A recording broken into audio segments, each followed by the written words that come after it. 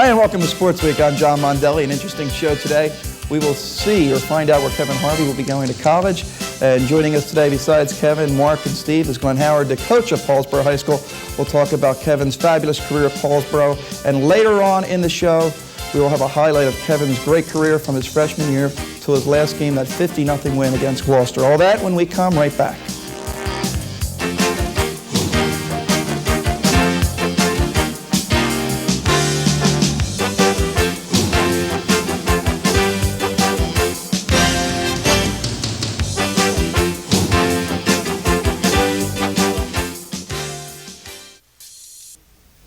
And welcome back to the show. John Mondelli, joined by Marc Narducci of the Philadelphia Inquirer, Steve Anuszewski, our Channel 5 sports analyst, has a nice title for him, and Glenn Howard, the coach of the four-time Group 1 champ Paulsboro Red Raiders. An interesting show, Coach. We're going to talk about Kevin Harvey today, obviously. South Jersey Player of the Year, All-American, USA Today. I mean, any team he could be on, he's on. What was it like to coach a kid like Kevin Harvey? It was just a pleasure to coach him for 4 years. I was very blessed to have him in the program, and he made my job a lot easier, both at practice and being a leader, and the things he could do for the team on Saturday. Just tremendous ability to make plays and make busted plays turn into big plays. So we're definitely going to miss him, but I'm very happy for the opportunity that he has ahead of him. I think the most interesting thing is how many times do you see a freshman come in and start as a quarterback, especially on a team like Paulsboro, who had a great winning tradition. That's kind of unheard of. And then to go win 43 out of 44, I think that's more spectacular. Yeah, he's done some tremendous things in his career.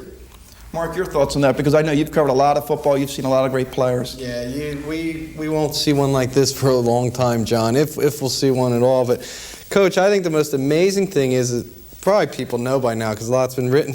You actually had to do a little selling job to get him behind the center. He came into high school. He was this phenom running back in the midget football. You had to give him a little nudge, right, and say, "Hey, I need a quarterback." He didn't really want to play quarterback. Yeah, we talked about it, and he didn't give me any resistance. He never said he didn't want to do it, and I tell you, a lot of people don't realize he worked very hard before his freshman year, and he worked his butt off to make himself a success. Even as a freshman coming in, he worked hard on his throwing and learning the plays, and he'd done everything we asked him to do. Glenn, when in this whole process, his freshman year, when did you know? You've been around football for 20-some years. When did you know that you had something special? He was having a good training camp. He was in a competition with a couple upperclassmen.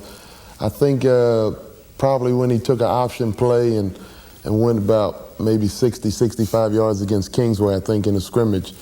And, he just tricked everybody. Everybody was sucked in on the dive. And by the time you looked up, he was gone. Interesting that you say that, because I talked to a couple of your assistant coaches that very afternoon at my wedding reception. And Jim Pandolfo and Tony Delavecchia came in, and we were, having a cocktail and talking. They said they were just shaking their heads. They couldn't believe it. So I see what you're talking about. The other thing I wanted to ask you, remember you've talked to me off the air a little bit about this, about his first game, and he didn't know he was starting, right, until right before the game. Yeah, we told him he was going to start. I think maybe Friday evening we told him he was going to start, and he had a big ball game that day. I think he had 3 touchdowns that day, his first game. Yeah, I went over to, we did a game that day on, it was West Deptford and Haddon Heights. It happened to be at Gateway. They had a similar situation with the field, and went over there, and after the game I was talking to the 2 coaches, Butch Gale and John Ricketts, and sort of told them a little bit what happened over at Paulsboro in the morning, and they were like, "Oh man, he's found a quarterback, look out." And they were right. I was going to cut in. Of course, Kevin's going to sign the choice of his college team. I'm sure everybody knows what it's going to be, but we'll wait anyway. And if you don't know, you're going to wait until the second segment. But where do you see Kevin playing in college? I know you're going to say, "Oh, I think he could play running back, quarterback, defensive back." But if you had to pick one position that best suits him for college, what would that be? I'm not really sure. he's so versatile. I mean, he's told him he wants to play offense. I think he could make an excellent defensive back myself, a fine corner. I don't know. I'd probably like to see him play maybe a running back where he could get the ball more than he would as opposed to a receiver where he would touch the ball maybe 8-10 times a game. Maybe a running back. Did it ever cross your mind at Paulsboro to have him play running back his second or third, fourth years? Or did you just know that he was going to be your quarterback? Or did you ever think about switching him to the backfield? We thought about possibly switching him, but we looked at what we had at quarterback, and we said, well, nobody we could put at quarterback can do the things he can do. So it was kind of useless to put him at running back and hurt the quarterback spot. And the only other question I had, and hey, I'm no football coach, but did it ever cross your mind to have him return kicks? Because I just thought, boy, the way he could return punts, if he had a little more time, or is there more risk of injury, or is there a reason you didn't do that? It's a little higher higher speed contact on kickoffs, and we had him doing quarterback and punt returns as a freshman. We thought that was pretty much enough, and we just stayed with that as the sophomore season, and his future years came up. We wanted to get him involved on the defensive side of the ball as well, so we tried to do that, and we felt as though he was doing enough doing those things, and we opted to keep him off of the kickoffs. Okay. You know, one of the things, too, at Paulsboro, and Glenn's not going to say this, but the kick return team didn't get a lot of action. I mean, that was once or twice a game. They didn't get to play very much because they had pretty good defense. So, I mean, he wouldn't have been out there anyway. You know, for what it's worth, Coach, first of all, in college, I'd put him behind center. I know most people wouldn't. I'd have him play quarterback, you know. It's funny, for a guy who was, quote, known as a runner, he threw 42 career touchdown passes, and every year his touchdown totals went up. So I'd have him there, but I'd also have him being the only major college quarterback who returned punts because, and you can talk about this, talk about his cutback ability, because there are obviously guys with that kind of speed on the next level. Talk about how he cut and how you can compare that to. Well, he's got a tremendous sixth sense. I've said a lot of times, it's almost like he has eye out both ear holes on his helmet. He just sees people, he sees the whole field, and he knows where everybody's at and the angle they're coming to him. And he's made so many cutbacks against the grain, it's unbelievable. And I think going to the next level and playing on AstroTurf is going to make him even more effective. Okay, because we're going to hear more about Kevin in the next segment. Let's talk about Paulsboro next year. So a lot of people say, well, Paulsboro is just a one-man team. And we know that's not true. I mean, I think Gerald Irvin showed us that. I think he surprised a lot of people in the playoff game against Gloucester. But Paulsboro's not just a two-man team. We're a three-man team. I mean, I think that's the thing about your team that made it so good. Where do you see them next year? I know a lot of people talking Sterling and talking Woodbury and also Paulsboro. Do you think your team has a legitimate shot to go undefeated again next year? Well, it's hard to say. A lot of things have to fall into place to go undefeated. I think if we can stay healthy and find some guys in some certain spots, primarily the skill positions, I think we got a pretty good nucleus coming back in the line.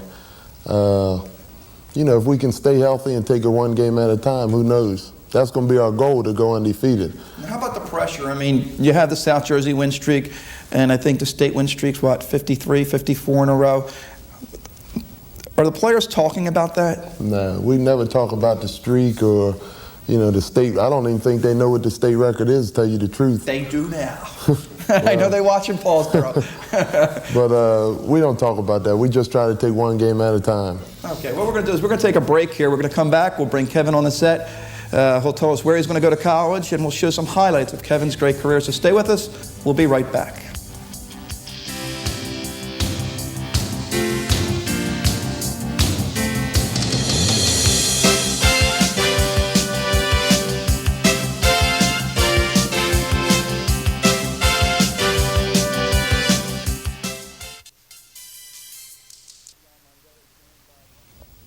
And welcome back to the show. John Mondelli, joined by Marc Narducci, Steve Anuszewski, and our special guest for the day, Kevin Harvey. Kevin is about to sign his national letter of intent to what college is that, Kevin?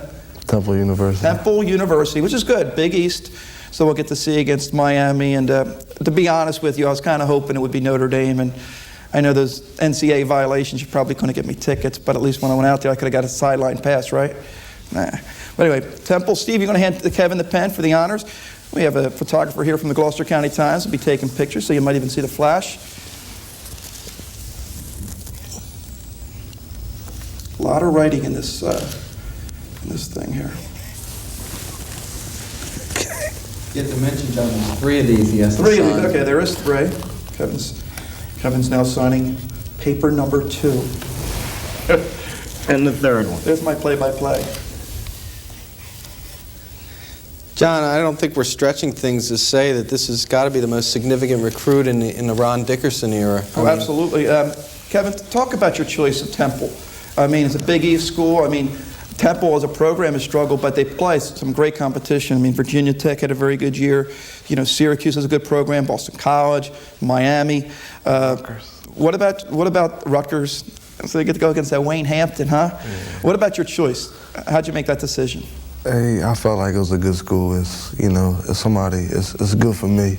You know, it's good for my mom, and you know, can come see me or whatever. You know, so I just try to just take my time and just do the right thing. Okay, now the other schools that you were choosing from, who were they? Nebraska, Ohio State, Florida State wanted me to come out there. Have you talked to Coach Dickerson? I mean, has he asked you, or have you talked about what position you'll play? I mean, have you talked anything about that? Nah, I just talked to the offensive coordinator, okay. But he just said just leave quarterback open, don't go away from it. Okay, and is that, if you had to play anywhere, would it be quarterback if you had your choice? Don't matter. Just put me on the offensive side. But they said to you, Kevin, here's the ball, where do you want to play? What would you say? I don't know. It'd be hard. It'd be a tough decision, though. Yeah, I guess you can't envision, though, I guess 4 years ago, thinking about playing quarterback in college, only because you were running back in the midgets, and I kind of mentioned this to you off the air, that you were probably the 3rd best midget football player to come out of Gibbstown behind Steve Anuszewski and myself. That's a lot of pressure to be under, isn't it? Yeah. Let me say this, and that is that, you know, 1972, Johnny Major signed a running back out of Pennsylvania named Tony Dorsett, and Pitt went from being a program much like Temple is right now to a national championship program. Do you feel that you know, I mean, is that one of your goals to put Temple on the map? Yeah, that's one of my goals. But you know, everybody, we just got to play together. Just got to play as a team, play as one, and just go out there and just do what we got to do. Hey, Kevin, how tough was all this recruiting, the phone calls, the coaches? How tough was it?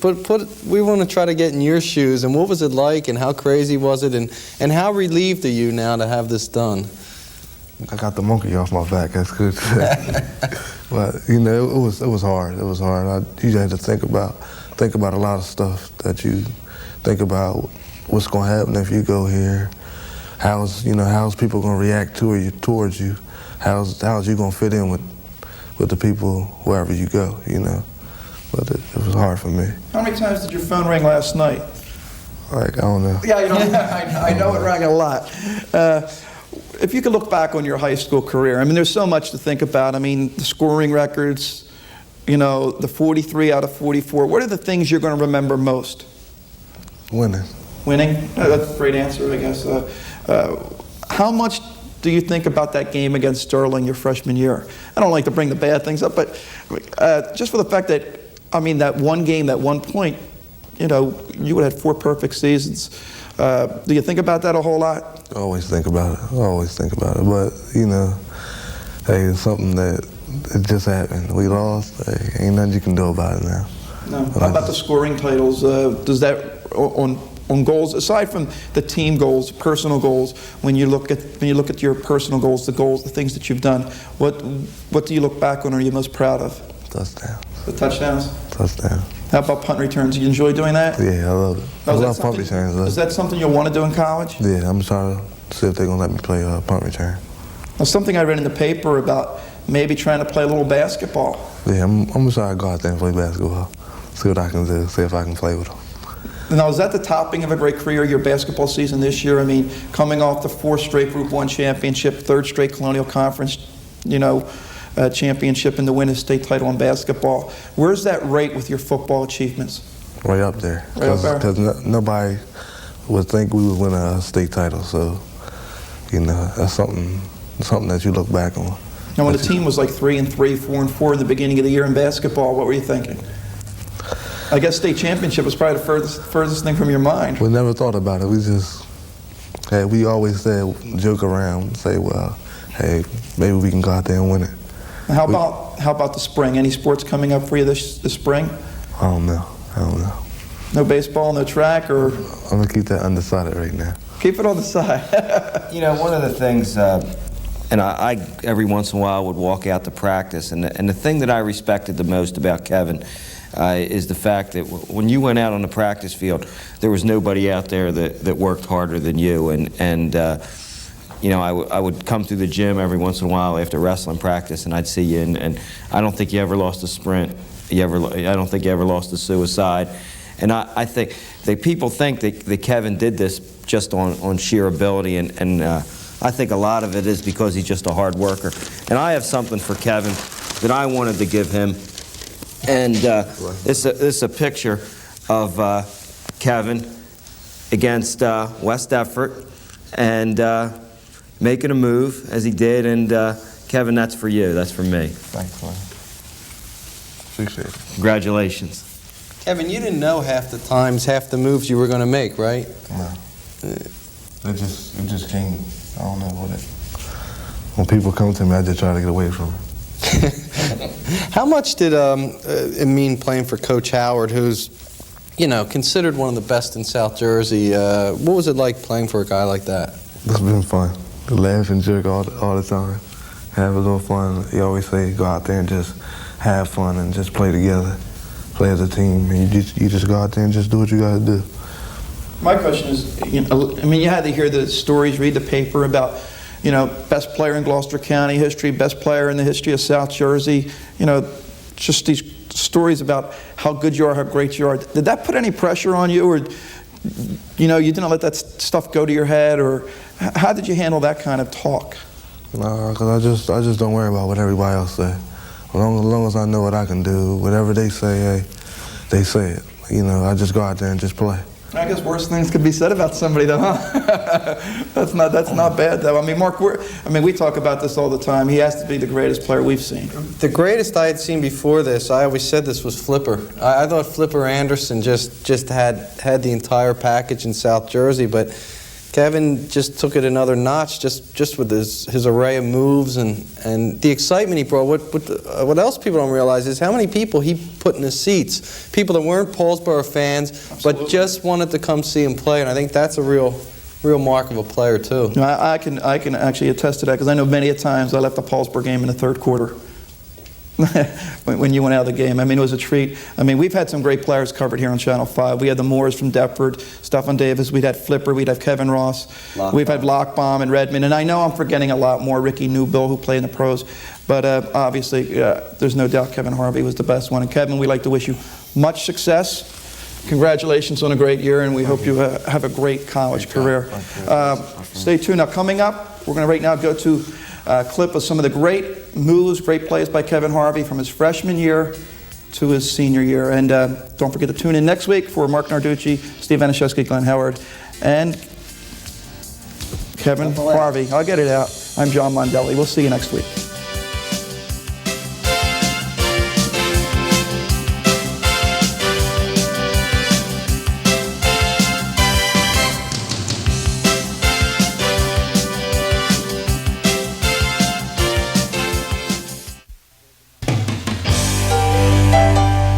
Been that successful. Given this opportunity, they are going to do everything they possibly can. Now Harvey wants to do like Ellis, and Harvey with that great speed. Everybody is pulled here. Harvey takes it in with the touchdown run. Yeah, we'll see. He's got triple wide, one to the near side and a slot to the far side, and Harvey's going to step back with all the time he's had. All he has to do is find somebody crossing in the end zone. He's open. He's going to get it. Touchdown to Greg Harvey. Causing too much confusion. Right now, DePietro is doing a fine job of running that ball between tackle and tackle. Harvey now cuts back inside, spins, turns, comes all the way back the other side. He's going to make it into the end zone. Now there's some excitement for you. Left. Got to force him to pitch the ball. You cannot allow him to run and get himself turned upfield. On the fake, Harvey now to the left side. He's got to go to get away from Hill. He'll do that. Down the sideline, back to the inside. Let's just watch it.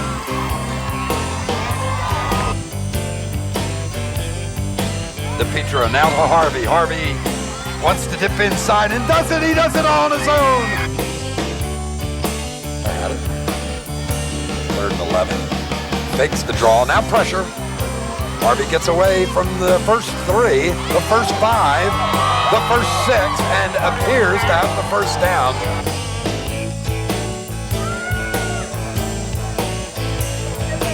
Harvey to throw. The old alley-oop pass and wide open for the touchdown. They haven't stopped since. Terse. Harvey. Breaks a couple of tackles. Watch out. One man to beat Terse in the corner. Terse can't get him. Down the sideline. Goodbye. Wow. That's what he does best. Harvey, great protection. Finally chased out of the pocket. Goes, wide open downfield. Oh, my goodness. Absolutely wide open for the touchdown. Interesting play again. It's everybody to the right side. Harvey just got he has the first down. Turns the corner. He's going to sprint right into the end zone with the play on the 3rd and 5. Time for a Harvey rollout. What do you think? Roll to the right. There it is. Well, they string it out. Oh, look at the play. Going back the other way. Now he comes the other way. Just watch it.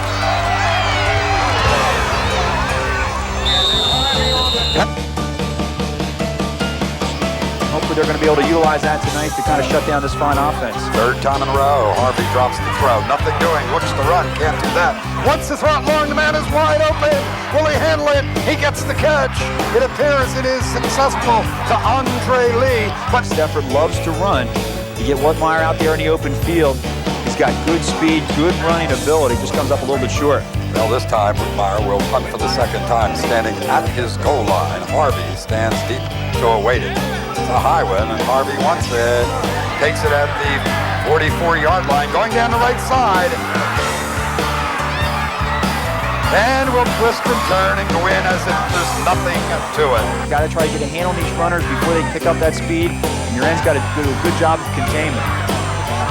Harvey says, I'll run it. And gets away from 2, 3, 4, 5. Finally finds himself out of bounds. Just not the room there that Harvey needed. Well, it's 17 seconds remaining to play in this half. Harvey's touchdown pass if he gets in. Does he make it? It is. Touchdown pass to Greg Harvey. He'll have but a week to be ready for that Florence ball game. Group 1 South Jersey Championship. Saturday the 3rd.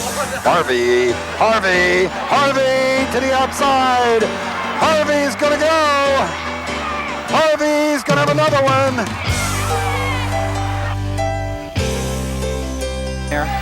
Decision, as you mentioned before, the down linemen need to get penetration. They need to get a hand on these running backs to slow them up before they're able to get into that secondary. The option, but Harvey fumbles the football. Sometimes this can turn into something magical. And it does to this point, and it still continues. We talk about magic. You're watching magic. Strong midget program, and that's something they do have here at Paulsboro.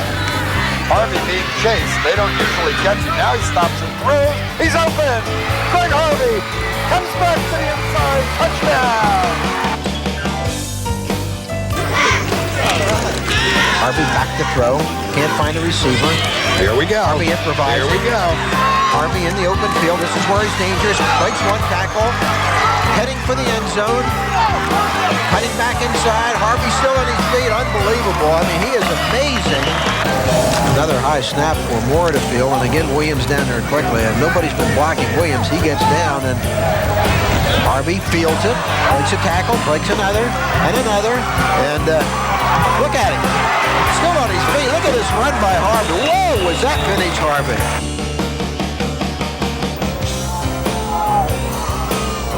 Harvey wants to run it, I believe. Look at it. Just watch it. Just watch it. Just watch it. No words needed. 5:59 to break. Up. Here we go. Here we go. He does it. There's the run to the right side. Now he'll dip back. Out. Here he goes. Look out. Here he goes. Yes, he can. There it is. Number 100, and it's characteristic. What are the chances number 8 rolls either left or right on this? This could break the record if he goes for the 2 and makes it. He will in. There it is. He'll be in. That's the record. 212. So wait for Kevin Harvey on the sideline.